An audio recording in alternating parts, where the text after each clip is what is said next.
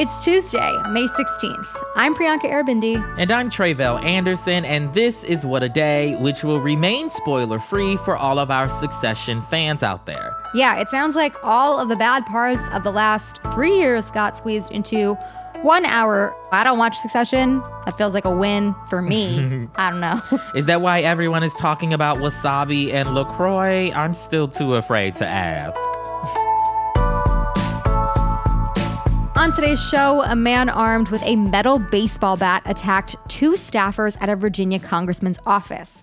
Plus, Martha Stewart has returned to her modeling roots. Absolutely. But first, an update on the ongoing drama regarding the U.S.'s debt limit. For weeks, we've told y'all that the country is in danger of defaulting on its bills if the limit isn't increased. And we've also mentioned the battle between Republicans and the Biden administration about it all. Well, Treasury Secretary Janet Yellen is once again repeating her warning that the U.S. government could run out of money as early as June 1st. But now she has also shortened the potential buffer period after that date from weeks to days. And just to be clear, June 1st is 16 days away, so time is definitely of the essence. Okay, so don't really like that the buffer period is getting cut here. Thought we maybe had a little bit of time. Feels like that's a little uncool to do. But what would be even more uncool is getting to that point. So please tell us, where are the negotiations on this? Like, can we please have a moment of peace, or are we not there? We're not quite there yet. So Republicans still don't want to raise the debt limit without also making some spending cuts. House Speaker Kevin McCarthy doesn't seem to be bending quite yet on that, even though he recognizes that the deadline is coming very soon. He's basically trying to use that impending deadline, though, to pressure President Biden.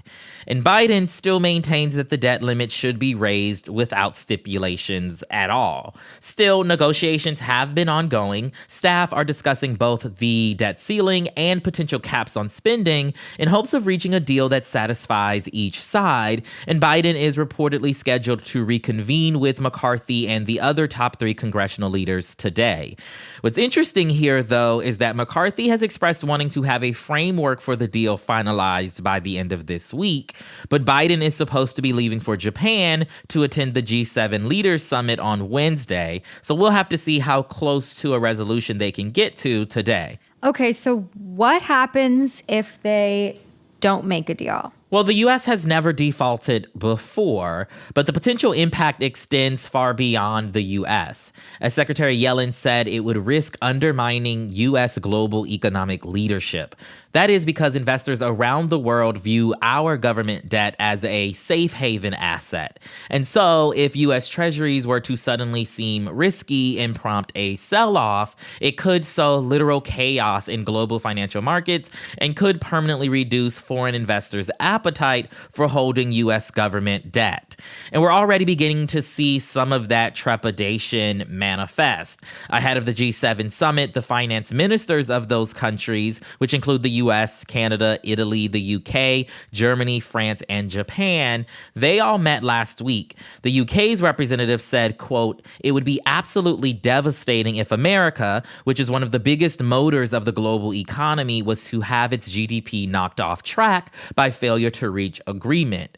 Indonesia's representative, who also attended the meeting, also said that it may be time for countries to, quote, "learn to wean ourselves from that kind of situation at the end of the day." But as we wait for a deal, we can expect these updates from the Treasury to ramp up in frequency, especially as things become even more urgent. We obviously will do our best to keep everyone updated on it all. Definitely. Thank you for that, Trevel. Meanwhile, in Florida, Governor Ron DeSantis continues his quest to make the state where woke goes to die. So yesterday, he signed a bill into law that bans the state's public colleges and universities from spending state or federal funds on diversity, equity, and inclusion programs. And the law limits the ways that race can be discussed in several university-level courses. Yeah, this is not sounding great, but very little greatness comes out of Florida, at least the state legislature. No.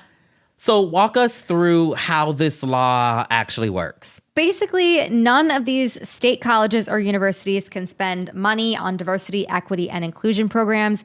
If you're unfamiliar, the goal of DEI programs is to increase the diversity of these institutions, both in terms of students and faculty, and to create an environment where all of these students and staff can thrive.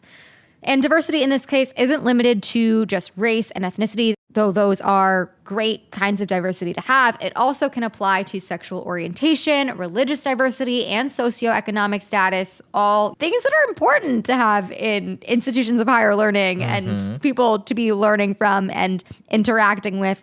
Very much mirrors what real life is. But these DEI programs try to accomplish this in a variety of ways. So, for example, they update curriculum to reflect diverse perspectives. So, not just the work of dead white men. They train professors on bias and cultural competency. They also support efforts to increase diversity among university staff. So, aside from the DEI programs, the law also prevents public colleges from offering required courses that, quote, distort significant historical events, teach identity politics, or are based on theories that systemic racism, sexism, oppression, or privilege are inherent in the institutions of the United States and were created to maintain social, political, or economic inequalities, which is a striking statement because it is like so accurate, like about, it just really accurately describes, these systems. But they basically are like, yeah. So, like all those facts we just said, like absolutely do not tell anyone about those in your classrooms. It's really wild that they don't want to offer courses that distort significant historical events without also realizing that so much of the education is already distorted because you don't have the perspectives of, diverse folks factored into some of the teaching. But, totally, they never were trying to make sense over there. No. Like, this was absolutely not about that. You're totally right. Ron DeSantis signed these bills at the New College of Florida, which is a liberal arts college that has become very conservative. You could hear protest chants in the background the whole time as the bill was being signed. This has obviously sparked a ton of backlash, both from higher education experts, First Amendment advocates, also just like regular people who are like, this is crazy. How are you going to do this for college classes for adults? Like, this isn't even just kids in school. Like, these are adults. DeSantis could not care less, though. Here is what he had to say during the bill's signing. Just brace yourself. If you want to do things like gender ideology, go to Berkeley, go to some of these other places. That's fine. I'm just going to assume everyone's clapping because UC Berkeley is, of course, one of the best universities in this country. Probably not the example I would use if I were him, but it's just really striking what he's trying to do here. It's very obvious. It's just really wild because he's basically telling people that if you want that type of education to go somewhere else, which is just interesting. I feel like interesting is the only word that I could use to describe this foolishness because it's a choice. It is super wild. But is the point here of doing all of this to just own the libs, basically? Pretty much, yes. I mean, I don't think there are many concerned parents who are knocking down his door to act now on college curriculum decisions. Like, this is not like a pressing issue in any way, shape, or form. But it is one of those things that he can do, like, very loudly in this really extreme way to project who he is, get all this media attention. He's been doing this on a whole host of issues. Like, you've seen him do it on immigration policy, like where he just kind of goes wild with it and gets all this attention.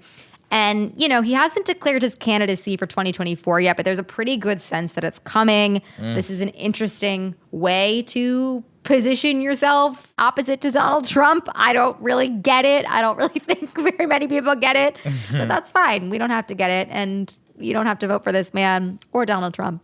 So that's all I've got to say. But we will continue to keep you updated on what Ron DeSantis is up to when that announcement comes. But that is the latest for now. We'll be back after some ads.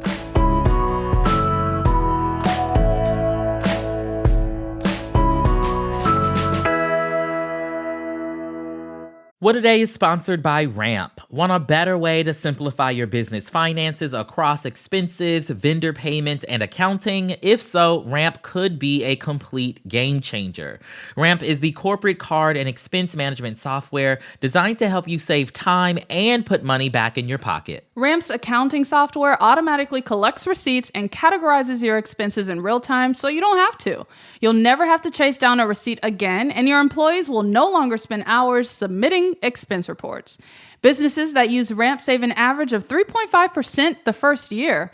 Get started, issue virtual and physical cards, and start making payments in less than 15 minutes, whether you have 5 employees or 5,000. And now get $250 when you join Ramp. Just go to ramp.com/WAD, ramp.com/WAD, ramp.com/WAD. What a Day is brought to you by ZBiotics. Listen, y'all, when you work in breaking news like me and Trevel, you can't afford to waste a day stuck on the couch because of a few drinks the night before. The news doesn't slow down for anyone, and ZBiotics is here to help us keep up. Yes, ZBiotics Pre-Alcohol Probiotic is the world's first genetically engineered probiotic, and it was invented by PhD scientists to tackle rough mornings after drinking. The way it works is that when you drink, alcohol gets converted into a toxic byproduct in the gut. It's this byproduct, not dehydration, that's to blame for your rough next day. ZBiotics produces an enzyme to break this byproduct down. It's designed to work like your liver, but in your gut where you need it most. All you have to do is drink ZBiotics before drinking alcohol, drink responsibly, and get a good night's sleep to feel your best tomorrow. I have told you all about my own personal experience with the ZBiotics and how it saved me a wonderful rough morning the next day by, allowing me to drink it and then do what I do in the dead of night and wake up the next morning still feeling refreshed. Hey, come on, testimony.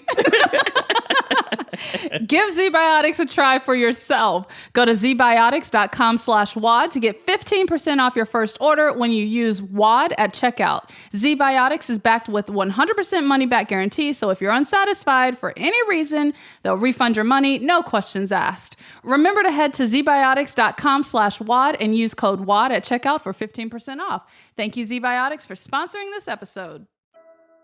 What Today is brought to you by Double Soul. Look, it's no secret that we love Double Soul over here at WAD. They're already being called Gen Z's favorite sock brand with bold colors and inclusive gender-neutral sizing. We love to see it, but Double Soul is loved across generations, including ours. Yeah, the folks at Double Soul are always keeping it fresh with limited edition colors and designs in collaboration with cool local artists and brands. And with Double Soul, style is also sustainable. Their fabric is made from organic and recycled cotton in a family-owned factory that meets the brand's ultra-high standards for safe, comfortable, and sanitary working conditions. And all their packaging is 100% recyclable. All Double Soul socks have a super cushion bottom, breathable top, and a no-seam toe, making them super comfortable, and they come with a heel tab to prevent the dreaded sock scrunch in the arch of your foot. Oh my God. Listen, okay, I was recently in New York City, and they do a lot of walking there. Oh, you hit the pavement? Listen, I was doing my walking like everyone does, and let's just say I was wearing socks that did not come with this heel tab to prevent them from sliding down, and it reminded me why I needed to just replace all the socks in my drawer with Double Soul socks. As if there wasn't enough to love already, Double Soul just launched their new no-show style called the Ultra Low that features a coated backing so there's no slippage. This limited edition style comes in a 3-pack in black or white and a mixed 6-pack. Get your own Double Soul socks today and use code WAD for 25% off your order. Go to doublesoul.co/WAD for more. That's DOUBLESOUL.co/WAD. Let's get to some headlines. Headlines. Virginia Congressman Jerry Connolly said that 2 of his staffers were hurt after a man attacked them with a metal baseball bat on Monday. According to authorities, the 49-year-old suspect arrived at Connolly's district office in Fairfax yesterday morning, demanding to see the Democratic representative. Staffers told him that Connolly was out of the office at a nearby ribbon-cutting event, and that is when the suspect took a swing at one of Connolly's senior aides. He also hit an intern who was there for her first day on the job, which is so crazy. Probably like a high school or college-age kid just smacked with a baseball bat on day one of their job. I can't even fathom what I would do in this situation. Both staffers were rushed to the hospital but are expected to be okay. Meanwhile, the suspect has been charged with aggravated malicious wounding for the attack. Police have yet to publicly identify a motive, though it comes amid growing concerns from members of Congress about their personal safety. I mean, like, all of this happens with the political rhetoric and this animosity that has been fostered by the way that our politics are discussed. And like, I'm just gonna say, it's not on our side. Like, the way people talk and, you know, the language that you use, like, this is birthed extremism, and it fuels this political violence that I don't think anyone thinks is okay, regardless of what your opinions are. Yeah. And it's made life scary for regular, like, 18, 19-year-old interns going to their first day of work, probably ever, and are like, I'm sorry, I never want to go to a workplace again. Right. Especially not there, right? No, yeah. Ay. Last Thursday, Tennessee's Republican Governor Bill Lee quietly signed a bill that provides extra legal protection for gun and ammo manufacturers and dealers. Its passage comes a little less than 2 months after the elementary school shooting in Nashville that killed 3 children and 3 adults, and would effectively shield gun companies from lawsuits stemming from such violence. The measure cleared the state's House of Representatives in March, right before the Nashville shooting, but passed the state Senate just a few weeks after the massacre. It'll take effect on July 1st, but the hypocrisy doesn't stop there. Governor Lee is also somehow calling on those same Republican lawmakers to keep guns away from people who may be a danger to themselves or others.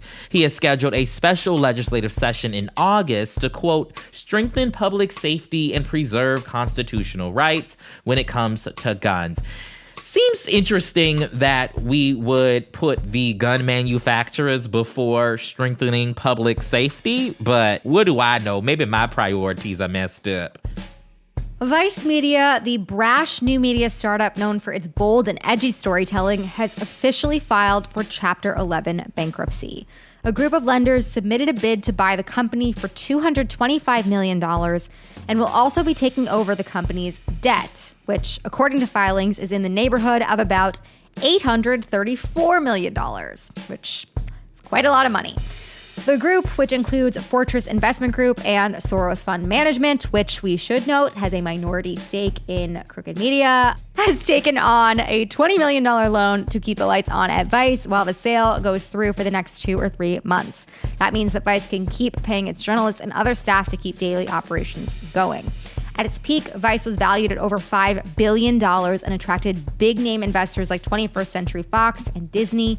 But like other companies in the digital media space, the company faltered in recent years, and just a few weeks ago announced layoffs and the end of Vice News Tonight. For the first time ever, the United Nations officially observed the 75th anniversary of the Thenakba yesterday. That's the annual commemoration of the mass displacement of hundreds of thousands of Palestinians from what is now Israel. The Thenakba, which means the catastrophe, has been marked by Palestinian communities for decades, but there was strong resistance to the initiative among some UN member nations. As you can imagine, Israel wasn't pleased. Its officials actually encouraged a boycott of the initiative, calling it quote-unquote despicable. And 30 UN member nations ended up voting against the initiative, including the United States and Canada. And the American mission to the international body said no American diplomats were present at yesterday's commemoration. And just a quick side note here, the United Nations had a hand in triggering the displacement when it divvied up then British-controlled Palestine into Arab and Jewish states back in 1948. Los Angeles is mourning the loss of one of its trailblazing political leaders. Gloria Molina died Sunday evening at age 74 after a 3-year-long battle with cancer. Molina's decades-long career was marked by her becoming the first Latina to hold several seats in state and local politics. She was the first Latina to serve in the California Assembly, the first Latina elected to the Los Angeles City Council, and the first Latina to hold a seat on the powerful LA County Board of Supervisors. She got her start in politics as a student at East Los Angeles College, where she participated in the 1968 blowouts, where thousands of Chicano students across LA walked out demanding better conditions at local schools, as well as the 1970 Chicano moratorium against the Vietnam War. By the mid-70s, Molina joined a groundbreaking civil rights lawsuit against an LA hospital for sterilizing Latina patients without their consent.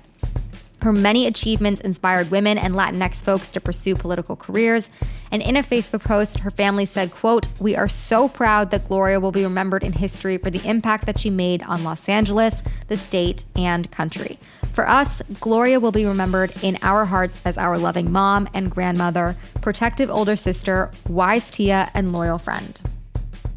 And we'd be remiss if we didn't give a shout out to Martha Stewart today. The 81-year-old now holds the honor of becoming the oldest person to pose for Sports Illustrated's 2023 swimsuit issue, and it's very likely that she is also the first convicted felon to put on a tasteful one piece for the annual spread. And you know what? Diversity. Okay. We love it. We love to that. see it. Representation matters. All right. Fact. Like the good journalists we are, we of course actually read the articles, and she told the magazine, quote, "I don't think about age very much, but I thought that this is kind of historic. Truly, beauty has no age, and she deserves credit where credit is due." Martha's not the only one getting the CoverGirl treatment, though. Actor Megan Fox and model Brooks Nader will also grace the coveted cover, along with singer-songwriter Kim Petras, who is now the second trans woman to pose for the iconic swimsuit edition. Lena Bloom was the first back in 2021, so we love to see that. Shout out to all of the diversity, right? Yeah. Present on the Sports Illustrated swimsuit cover. It's very exciting. I will just zoom right in on Martha for a minute because, this is quite a spread. If you have not seen it, it just is Martha being Martha. Like, peak Martha, icon, perfect blowout. It doesn't get better than that. She looks fantastic. Made me proud to be a Martha fan, I guess. Absolutely. You know what? I want to now be on the cover of Sports Illustrated swimsuit issue when I'm 81 years old. Whoa. Wow. I mean, I feel like we can get you there sooner, but let's do it again at 81. Why not? The campaign has started here first. Get Trevel on SI Swimsuit. Absolutely. Hashtag something or other. And those are the headlines. That is all for today. If you like the show, make sure you subscribe, leave a review, send Kevin McCarthy a calendar reminder for June 1st, and tell your friends to listen. And if you are into reading and not just the latest swimsuit issue of Sports Illustrated like me, What a Day is also a nightly newsletter. Check it out and subscribe at crooked.com/subscribe. I'm Trevel Anderson. I'm Priyanka Arabindi. And be careful with your wasabi. You do not have to tell me twice. That is something you don't want to be messing around with.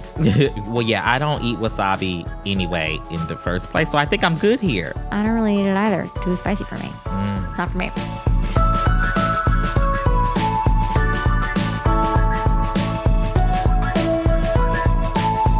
What a Day is a production of Crooked Media. It's recorded and mixed by Bill Lance. Our show's producer is Itzy Quintanilla, and Raven Yamamoto is our associate producer. Jossie Kaufman is our head writer, and our senior producer is Lita Martinez. Our theme music is by Colin Gilliard and Kashaka.